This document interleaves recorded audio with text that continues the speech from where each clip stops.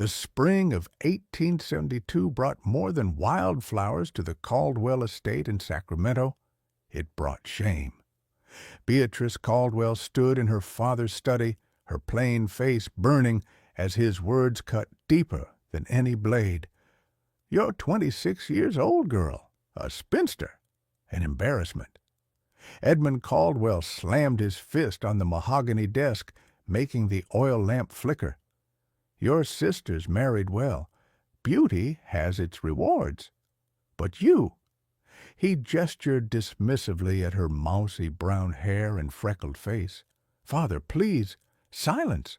A mountain trapper came to town yesterday, seeking a wife. Rough fellow, lives 3 days north in the wilderness. Your mother and I have decided you'll go to him." Beatrice's heart plummeted. Her younger sister, Penelope, laughed from the doorway, her perfect blonde curls bouncing. "Oh, this is rich. Sending our ugly duckling to a dirty mountain savage. He asked for a wife, not a scarecrow." "The joke will be on him," their mother Constance added with a cruel smile. "But at least you'll be off our hands, Beatrice. One less mouth to feed, one less reminder of our failure." The room spun. They were sending her away, not out of love or hope, but as a joke, a punishment for being born plain. "You leave at dawn," her father declared. "Pack light. Where you're going, fancy dresses won't matter." If you're hooked by Beatrice's heartbreaking situation, give this video a like and subscribe to see how her story unfolds. Drop a comment telling us where you're watching from. We love hearing from you. As Beatrice climbed the stairs to her small room, one thought burned through her despair. Perhaps a mountain wilderness was exactly where a girl like her belonged. The wagon rattled over rough terrain as Beatrice clutched her single carpet bag. The hired driver, a grizzled man named Fletcher, hadn't spoken more than 10 words since they'd left Sacramento at sunrise. Now, 3 days later, they were climbing into pine-covered mountains where civilization felt like a distant memory. "That's his land," Fletcher finally grunted, pointing to a valley below where smoke curled from a cabin chimney. "Elijah Thornwood. Good man, despite what city folk might think." Beatrice's stomach twisted. What kind of man sought a mail-order bride? What kind of man would accept whatever woman was sent to him? She imagined someone as coarse and ugly as her family believed she was. Perhaps that was fitting. The cabin came into view, solid, well-built, surrounded by a flourishing garden that surprised her. This was no ramshackle shack. Smoke rose steadily from the stone chimney, and she could see well-maintained fences, a small barn, and what looked like beehives in the distance. Fletcher helped her down, and before he could knock, the door opened. Beatrice's breath caught. Elijah Thornwood stood over 6 feet tall, with broad shoulders that filled the doorframe. Dark hair touched his collar, and a neat beard framed a face that was handsome, strikingly so. His eyes, a startling green, studied her with an intensity that made her want to both run and step closer. "You're Beatrice?" His voice was deep, warm like honey. She managed to nod, waiting for the disappointment to cloud his features. Instead, something like wonder crossed his face. "You're perfect," he whispered. Her world tilted on its axis. Elijah couldn't stop looking at her. As Fletcher's wagon disappeared down the mountain trail, he invited Beatrice inside, watching how she moved. Graceful, despite her obvious nervousness, observant eyes taking in every detail of his home. "I know this isn't what you expected," he said, setting her bag down. "Most women want cities, society, parties. This is simple." Beatrice turned, and he caught the full impact of her expression. Those warm brown eyes held intelligence and something wounded that made his chest ache. "Simple sounds wonderful," she said quietly. "My family, they sent me here as a joke, Mr. Thornwood. They think I'm ugly, unmarriageable. They probably told you I was their last resort." Anger flashed through Elijah. "They said you were kind, educated, and strong. They didn't mention that I'm plain, that you're beautiful." The words hung between them. Beatrice laughed, a broken sound. "You don't have to. I don't lie." He stepped closer, his voice fierce. "I've been in those Sacramento parlors, Miss Caldwell. I've seen the pretty dolls your society values, empty, cruel, concerned only with appearances. I saw your sister Penelope at the Mercantile. She's everything I'd never want." Beatrice's eyes widened. "When I look at you, I see strength in those freckles, days spent outdoors not hiding from the sun, intelligence in your eyes, capability in your hands. You're not plain, Beatrice. You're real, and that's rarer than gold." A tear slid down her cheek, and Elijah's resolve crystallized. Whatever had brought her here, he'd spend every day proving she was valued. "We'll take this slow," he promised. "No pressure. You have your own room, your own space. If you want to leave, I'll take you myself." "And if I want to stay?" His heart thundered. "Then I'll count myself the luckiest man alive." The morning sun painted the mountains gold as Beatrice woke in the small bedroom Elijah had prepared for her. She'd expected a restless night in a strange place, but the bed was comfortable, the quilts warm, and the distant sound of the creek had lulled her into the deepest sleep she'd had in years. She found Elijah in the garden, and her breath caught at the sight. He moved among the plants with gentle confidence, his hands large and calloused, treating the young vegetable shoots with surprising tenderness. "You grow all this yourself?" she asked. He straightened, a smile transforming his serious face. "Learned from my mother. She said a man who can't grow things can't nurture anything worth having." He gestured to the rows. "Tomatoes, beans, squash, herbs. The wilderness provides meat and fish, but vegetables keep you healthy." Beatrice knelt beside a row of herbs, recognizing them. Chamomile, lavender, feverfew. You know, medicinal plants. "Have to. Nearest doctor is 4 days away." He watched her fingers brush the leaves knowingly. "You recognize them?" "My grandmother taught me before she died. My family thought it was beneath me, manual labor, dirt under the fingernails." Her voice carried old pain.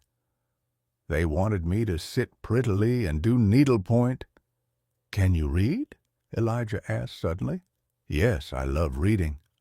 His face lit up like a child's. "Come with me." He led her inside to a corner she hadn't noticed, shelves crammed with books. Shakespeare, Thoreau, natural philosophy, poetry, adventure tales. Her fingers traced the spines reverently. "I thought I'd be alone with these forever," Elijah said softly. "Most women I met couldn't or wouldn't read." Beatrice pulled out a volume of Wordsworth. "I wandered lonely as a cloud." "That floats on high o'er vales and hills," he continued. Their eyes met, and something sparked. Connection, recognition, possibility. Before we continue, if you're fallen in love with Elijah and Beatrice's story, smash that like button and subscribe for more heartwarming tales. Comment below and tell us where in the world you're watching from. We read every single one. 3 weeks passed like a dream. Beatrice woke each morning to mountain air and the sound of Elijah chopping wood, making coffee, living a life of capable independence. But what surprised her most was how he included her in everything, not as a servant, but as a partner. "What do you think?" he'd ask about where to plant new berry bushes or which trap lines to check, or how to organize the storage cellar. He taught her to fish in the cold mountain streams, his hand steadying hers on the rod, his patience endless when she fumbled. She taught him a better way to organize his medicinal herbs and helped him read crop rotation techniques from his farming manuals. Evenings became her favorite time. They'd sit by the fire, reading aloud to each other, discussing philosophy and poetry, sharing stories of their different lives. She learned he'd chosen this solitary life after watching his father work himself to death in a San Francisco factory. Elijah had wanted freedom, authenticity, a life built by his own hands. "Why did you want a wife?" she asked one night, watching firelight play across his features. He was quiet for a long moment. "Loneliness," he finally said. "I love this life, but sharing it with no one. I'd watch the sunset and wish someone was seeing it with me. I'd cook dinner and remember my parents at their table laughing together. I wanted partnership, Beatrice, companionship with someone who'd choose this life willingly. And instead, you got someone whose family threw her away." "No." He turned to her, intense. "I got someone brave enough to start over, someone who sees value in simple things, someone who makes me laugh, challenges my ideas, and treats my books like treasures." He reached out, hesitating, then gently tucked a strand of hair behind her ear. "I got everything I didn't know I needed." Her heart hammered as his hand lingered near her cheek. "Elijah, I'm falling for you, Beatrice, completely." The spring storm came suddenly, as mountain weather often did. Thunder shook the cabin walls while lightning illuminated the world in brilliant flashes. Beatrice wasn't afraid of storms. She'd weathered worse emotional tempests in her family home, but the sheer power of nature here was humbling. She was reading by lamplight when Elijah burst in, soaked to the bone, carrying something bundled in his coat. "The barn's secure, but look what I found." He opened the bundle to reveal a tiny fawn, shivering and crying. Mother must have been taken by a mountain lion. "Found her tracks. This little one won't survive the night alone." Without hesitation, Beatrice grabbed towels, warming them by the fire. Together they dried the fawn, and she watched Elijah's huge hands work with infinite gentleness, soothing the frightened creature with soft words. "We'll need to feed her," Beatrice said, her mind racing through what she knew of animal husbandry. They spent the night taking turns warming milk and coaxing the fawn to drink. In the small hours before dawn, exhausted and huddled together on the floor near the fire, the fawn finally sleeping peacefully between them, Elijah spoke. "This is what I imagined," he said quietly. "Not just living, but caring for things together, building something that matters." Beatrice looked at him, this strong, gentle man who valued life so deeply, who saw beauty in her plainness, who treated her like she mattered. Her family's cruelty felt like a distant memory, someone else's nightmare. "They meant to punish me," she whispered. "Sending me here was supposed to be my worst fate." "And is it?" She reached for his hand, feeling the calluses that came from honest work, the warmth that came from a good heart. "It's the best thing that ever happened to me." Elijah's eyes glistened in the firelight. "Beatrice Caldwell, you've made this cabin a home." 2 months after Beatrice's arrival, a rider brought mail. a rare occurrence this far into the mountains. Among the supplies Fletcher had brought was a letter with her family's seal. Beatrice's hands trembled as she opened it. Elijah watched from across the table, concern creasing his brow. She read in silence, her face going pale, then flushed with anger. "They want to know if I'm still alive," she said, her voice shaking. "Penelope is engaged to a railroad magnate's son. Mother writes that they're having the grandest wedding Sacramento has ever seen.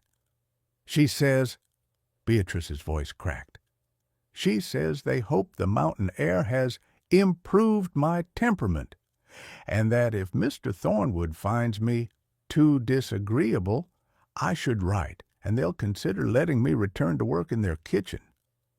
Elijah's jaw clenched. Their kitchen? As a servant in my own family's home.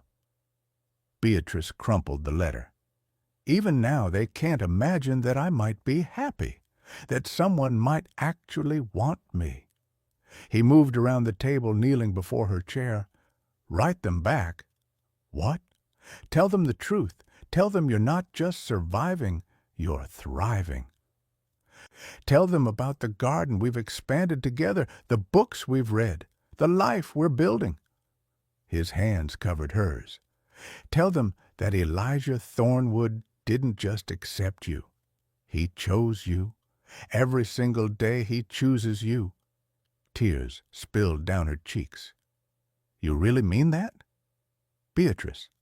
He reached up, cupping her face with both hands. "I love you, not despite what your family called your flaws, but because of every single thing that makes you yourself. Your freckles that appear when you laugh, your strength, your kindness to a wounded fawn, the way you argue with me about philosophy and make me see things differently, the way you've made this lonely mountain feel like paradise." "I love you too," she whispered, "so much it terrifies me." He stood, pulling her up with him. "Then marry me. Really marry me. Not because of an arrangement, but because we choose this. Choose us." Her answer was a kiss, her first kiss, given freely to a man who saw her true worth. They married on a hillside overlooking the valley, with Fletcher as their witness, and a traveling preacher who made rounds through the mountain communities. Beatrice wore a simple dress she'd sewn herself from fabric Elijah had bought in town. Nothing like the elaborate gowns her sisters had worn, but she'd never felt more beautiful. Because when Elijah looked at her, she saw herself reflected in his eyes, cherished, desired, loved beyond measure. "I, Elijah Thornwood, take you, Beatrice Caldwell," he said, his voice steady and sure, "not as a convenience or arrangement, but as my choice, my partner. The woman who turned a house into a home and taught me that the heart sees beauty the eyes often miss. Her own vows came from the depths of her soul.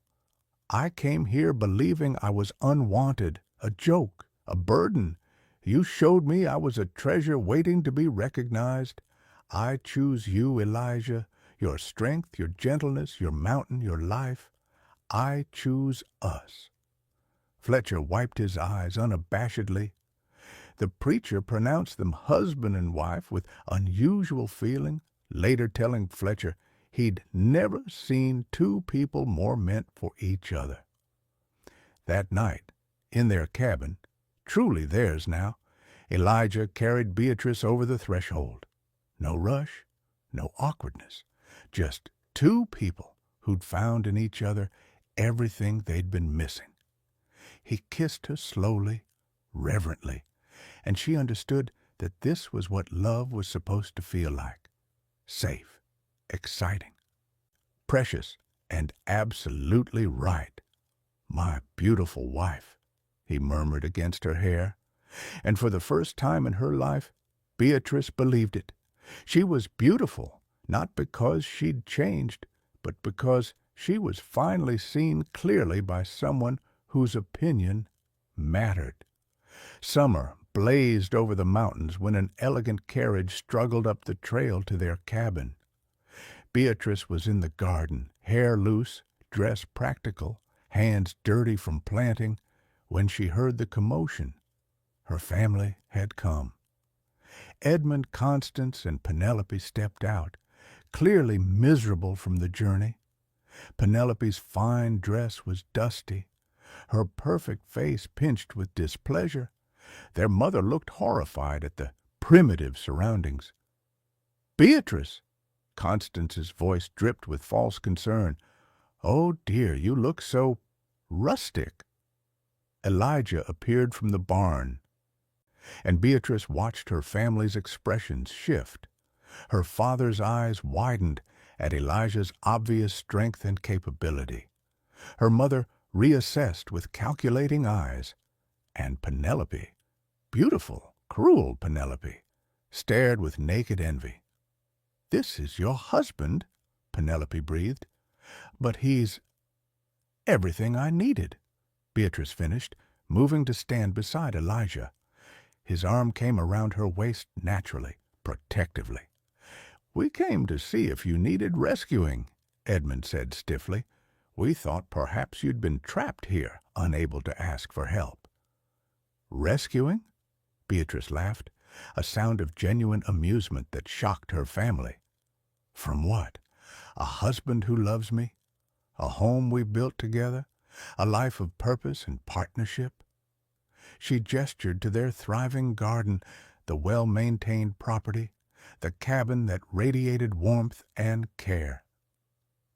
"You sent me here as a joke, believing you were punishing me. Instead, you gave me the greatest gift imaginable. You gave me to a man who sees my value." "But you could come back," Constance tried. "Penelope's wedding is in the fall. I don't want to come back. This is my home." Elijah spoke then, his voice quiet but firm. "You hurt her, deliberately, cruelly. You made her believe she was worthless because she didn't meet your shallow standards. I'm grateful you were so blind. It meant she came to me. But understand this, she's not the ugly daughter you discarded. She never was." If this story touched your heart, please like, subscribe, and share it with someone who needs to hear that true love sees what others miss. Comment one more time and tell us where you're watching from. You're part of our story-loving family. After her family left, confused, slightly ashamed, and clearly envious, Beatrice stood on their porch watching the sun set over the mountains. Elijah wrapped his arms around her from behind, his chin resting on her head. "Do you have regrets?" he asked quietly. "Your sister's life looks very different from ours." Beatrice thought of Penelope's loveless engagement to a man chosen for his bank account, her mother's constant criticism disguised as guidance, the suffocating expectations of Sacramento society. Then she looked at their garden, heavy with vegetables they'd planted together, the books waiting inside, the fawn, now strong and wild, that still visited their clearing, the life they'd built with their own hands and hearts. "No regrets," she said firmly. "Penelope will have her grand wedding and her big house. She'll have servants and parties and all the things society values. But will she have this?" She turned in his arms. "Will she have someone who knows her favorite poem? Who trusts her judgment? Who thinks she's beautiful when she's covered in garden dirt? Who'd rather read with her by firelight than attend any society ball?" "Probably not," Elijah smiled. "Definitely not, because she'll never know what I know, that being chosen for who you truly are is worth more than being admired for a pretty face. That partnership matters more than position. That love," she touched his face, This beautiful man who'd saved her without knowing she needed saving. Love that sees clearly is the rarest treasure. He kissed her as the stars emerged, and Beatrice marveled at the strange path that had led her here. Her family had meant to dispose of their ugly daughter, to be rid of their embarrassment. Instead, they'd sent her straight into the arms of the one man who'd been waiting for exactly her. "Thank you," she whispered against his lips. "For what?" "For wanting everything I am."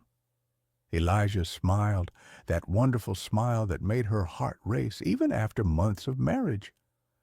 "Beatrice Thornwood, I didn't want what you are. I wanted who you are. And that," he kissed her again, "makes all the difference." As they walked inside their cabin, their home, their sanctuary, their beginning, Beatrice sent a silent thank you to her family's cruelty. They'd tried to punish her with exile and found her a paradise instead. She was the ugly daughter no more. She was simply beloved. And that was everything. What did you think of Beatrice and Elijah's love story? Drop your thoughts in the comments, and don't